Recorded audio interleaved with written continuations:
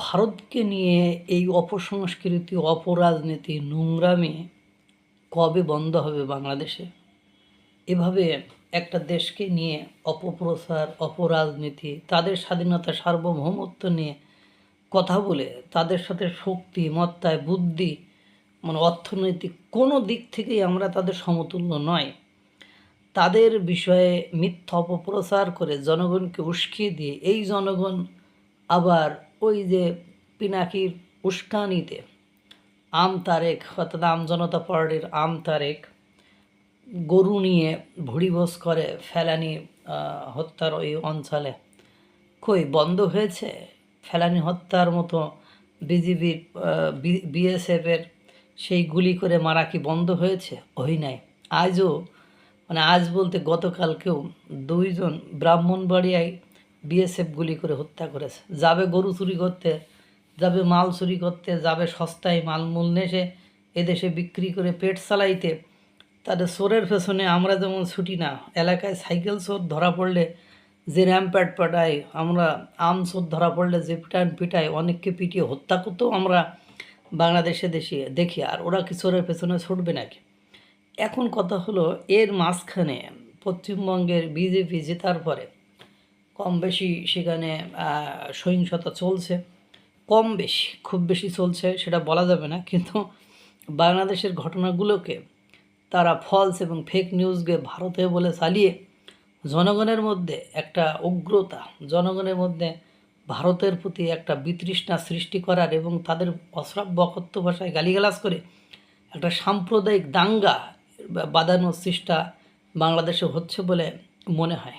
গণমাধ্যমগুলো এই ইনসিডেন্টগুলো খতিয়ে দেখছে। যেমন সরকারের অনুরোধে একটি মসজিদ ও 2টি মন্দিরের কর্তৃক সরকারি রাস্তা দখলে থাকা অংশ মসজিদ ও মন্দির কমিটি নিজ দায়িত্বে ভেঙে রাস্তা খালি করে দিয়েছিল। সেই ভিডিওকেও পশ্চিমবঙ্গের মসজিদ ভাঙার ভিডিও বলে চালিয়ে দিয়েছে এরা। অথচ 5ই আগস্টের পর বাংলাদেশে যেখানেই হিন্দু বাড়িঘর মন্দির পুড়েছে, এরা বলেছে ওই হিন্দুরা আওয়ামী লীগ সমর্থন করতে বলে পুড়েছে, অথবা ডিরেক্ট গুজব বলে চালিয়ে দিয়েছে। অথচ সেসব ঘটনার ভিডিও সহ প্রতিবেদন বিবিসি নিউজ পর্যন্ত কভার করেছিল। ভাগ্যিস ফ্যাক্ট চেক বলে আজ এসব গুজব ধরা খাচ্ছে।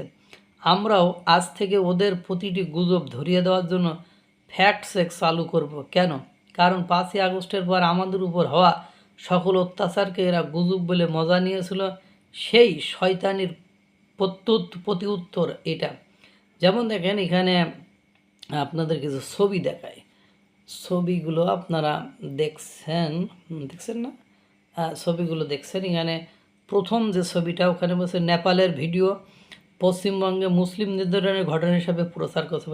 নেপালের একটা ভিডিওকে তারা পশ্চিমবঙ্গের মুসলিম নিধনের ঘটনা হিসেবে প্রচার করছে।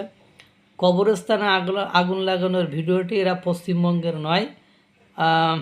এরপরে শুভেন্দু অধিকারী নেতৃত্বে কলকাতায় মসজিদে আগুন দেওয়ার দাবিটি ভুয়া। পশ্চিমবঙ্গে নির্বাচন পরবর্তী প্রতিহিংসার নামে অপ্রাসঙ্গিক পুরানো ভিডিও প্রচার, এই সবগুলোই হয়েছে। এগুলো বাংলাদেশের একটি গণমাধ্যম, তারা ফ্যাক্ট চেক কর্মকাণ্ডের অংশ হিসাবে এইটা দেখিয়েছে আর কি। এই হলো বাস্তবতা, এটাই হলো সত্য। আমরা যদি সচেতন না হই, পারবো না তাদের সাথে। তারা এখন যেটা করেছে, ওই যে আমাদের দেশে এত কিছু হয়েছে, তারা আমাদের দেশের কাউকে এখান থেকে ধরে নিয়ে গেছে।